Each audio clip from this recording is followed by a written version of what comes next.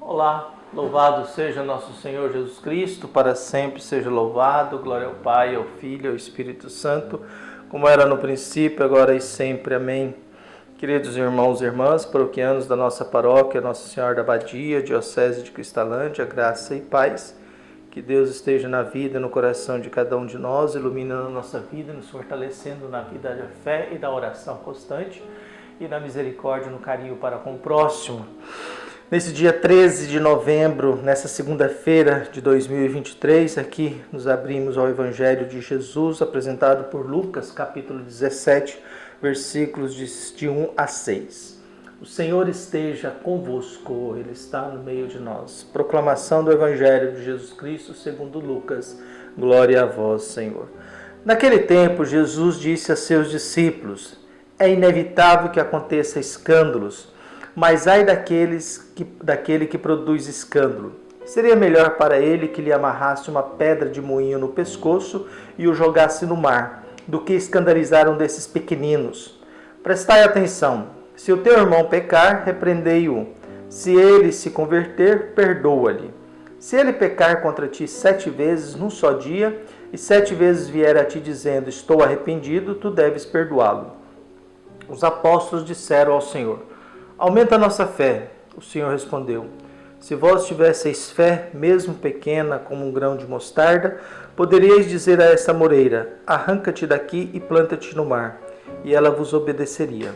Palavra da salvação. Glória a vós, Senhor.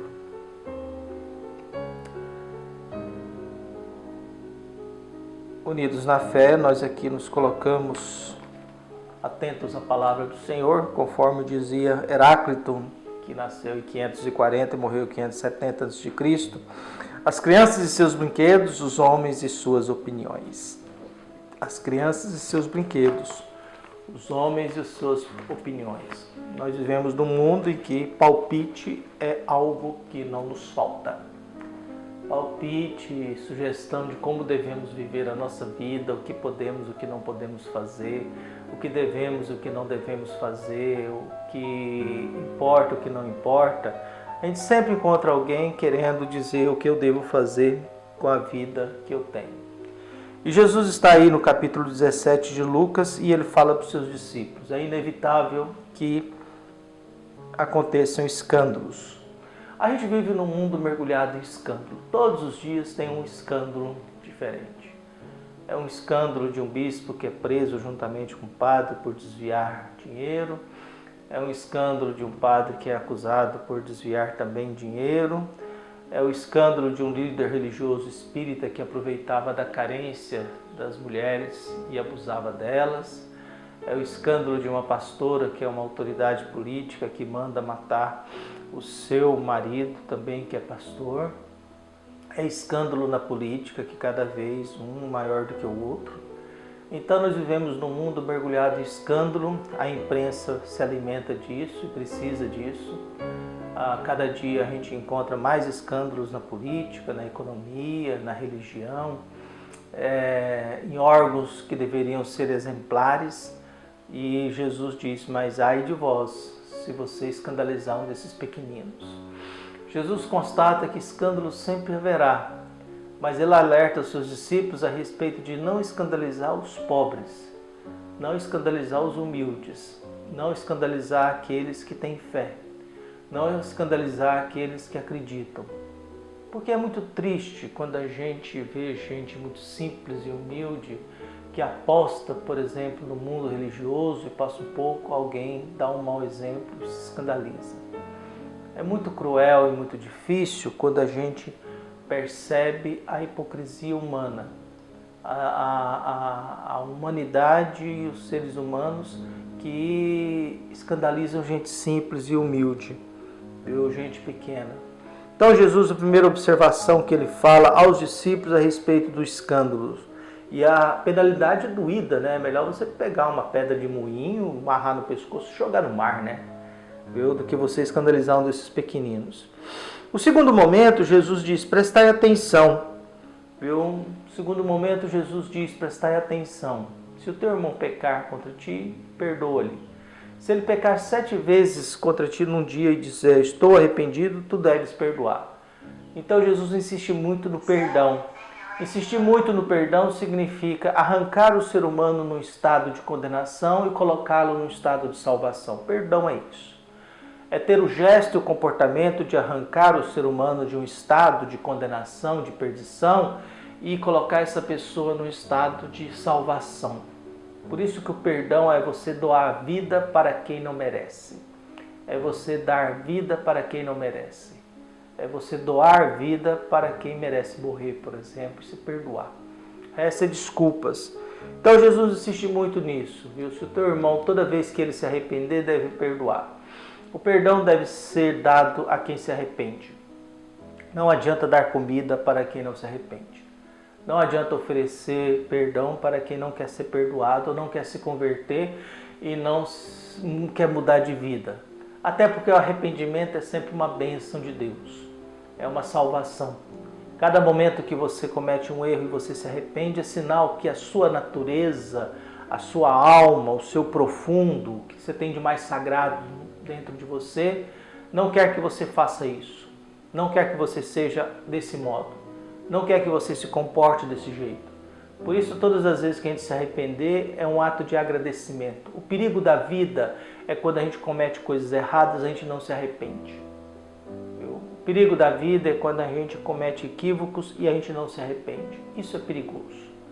É quando eu faço uma maldade, uma injustiça, um crime, realizo uma coisa desonesta e não me arrependo. É a história do pistoleiro, né? O perigo da gente é que quando você mata o primeiro, não se arrepende, mata o segundo, não se arrepende, mata o terceiro, não se arrepende, aí nunca mais você vai parar de matar, porque você nunca vai ter remorso a respeito de uma vida que você tirou. Por isso nós nos deparamos com esse evangelho. Jesus agora, prestai atenção. Se o teu irmão pecar, repreendei-o. Se ele se converter, perdoa-lhe. É uma obrigação minha também de repreender o irmão que peca, para que ele se converta. E se todas as vezes que ele voltar, estou arrependido, deve receber o perdão.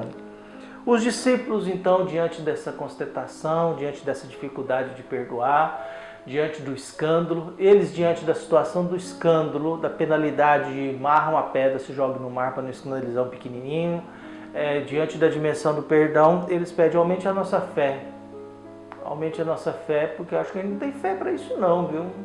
Eu não tenho fé para ficar perdoando o dia inteiro o cara que anda fazendo bobagem perto de mim, não.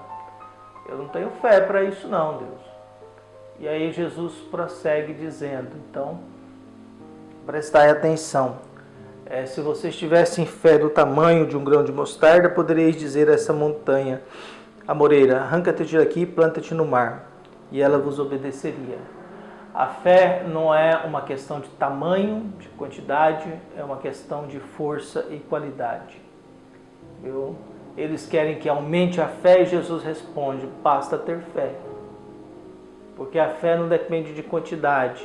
Ter fé é apostar naquilo que a gente não tem certeza absoluta. É estar no escuro na beira de um penhasco, escutar uma voz, pula que eu te seguro, e você se pular. E você se jogar, na mínima certeza se realmente a voz vai te segurar ou não. É a gente jogar a vida a fundo perdido. Por isso nós vivemos uma crise no mundo de hoje. Sim, a gente vive porque a gente não tem fé. A gente não sabe rezar. A gente não sabe como conduzir a vida. A gente trabalha, se esforça, mas eu sempre fico na dúvida, mas será que é só isso?